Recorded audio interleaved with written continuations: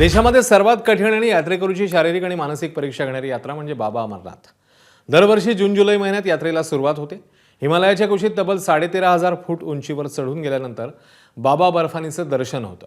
शिवाय पाकिस्तानची सीमा जवळ असल्याने यात्रेला कायमच हल्ल्याचा धोका असतो। यंदाची यात्रा कशी सुरू आहे यावर एबीपी माझाचे प्रतिनिधी अक्षय भाटकर यांच्या थेट यात्रेतनं एक्सक्लुझिव्ह रिपोर्टमधनं जाणून घेऊया।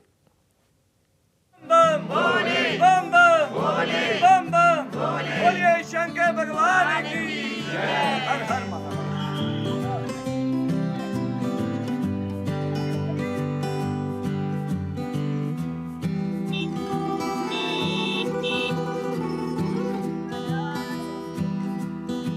अमरनाथ यात्रा सुरू झालेली आहे 3 जुलै पासून आणि आपण देखील याच अमरनाथ यात्रेमध्ये आलेलो आहोत।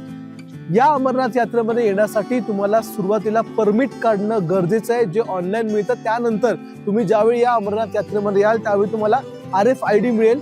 RFID मिळाल्याच्या नंतर याच बालताल बेस पर्यंत तुम्हाला यावं लागेल आणि तिथून मग तुमचा खरा प्रवास सुरू होईल ज्योतिर्लिंगापर्यंत।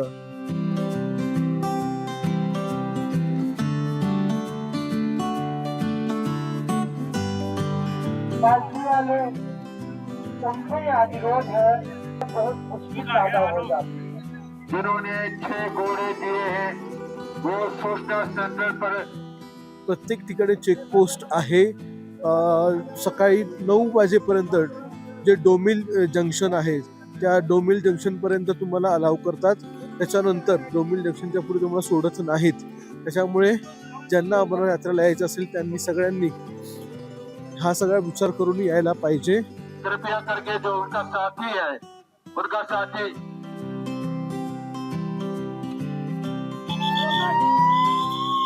एम्बुलेंस को रास्ता दे, एम्बुलेंस को रास्ता दे।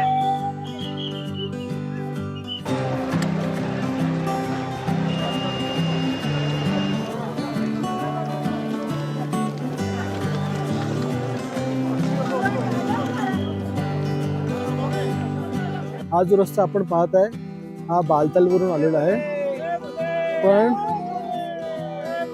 जे घोड्यावरून येतात ते सगळे बालतालवरून येणारे आणि पहलगामवरून येणारे हे सगळे चालत जाणारे श्रद्धाळू आपण पाहू शकता। हे बालतालवरून येणारे आहेत आणि ते देखील हे दोन्ही रस्ते शेवटी जातात बाबा बर्फानीच्या गुफेपर्यंत। समोर आपल्याला ही बाबा बर्फानीची गुफा दिसते।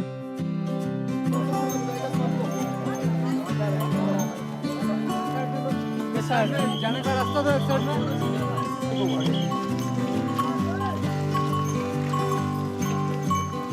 पहलगामवरून येणारा जो रस्ता आहे तो रस्ता जवळपास 42 ते 46 किलोमीटर इतका लांब आहे, पण तो जरा सोपा आहे।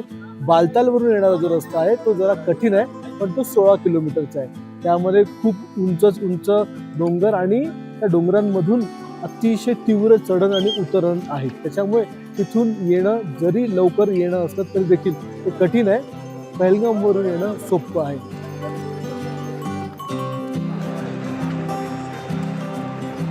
मी सध्या अर्ध्यापर्यंत पोहोचलो, म्हणजे ब्रॅडी टॉप बोलतात या जागेला, आणि त्या जागी मी सध्या पोहोचलेलो आहे। आणि इथे जे घोडेवाले आहेत किंवा जे श्रद्धाळू आहेत त्या सगळ्यांची खाण्याची जेवणाची सोय आहे, पण इथे पैसे देऊन तुम्हाला खावं लागेल। खाली ज्या ठिकाणी बेस कॅम्प आहे त्या ठिकाणी मात्र सगळीकडे भंडारे लागलेले आहेत, त्यामुळे त्या ठिकाणी तुम्हाला मोफत जेवण मिळतं।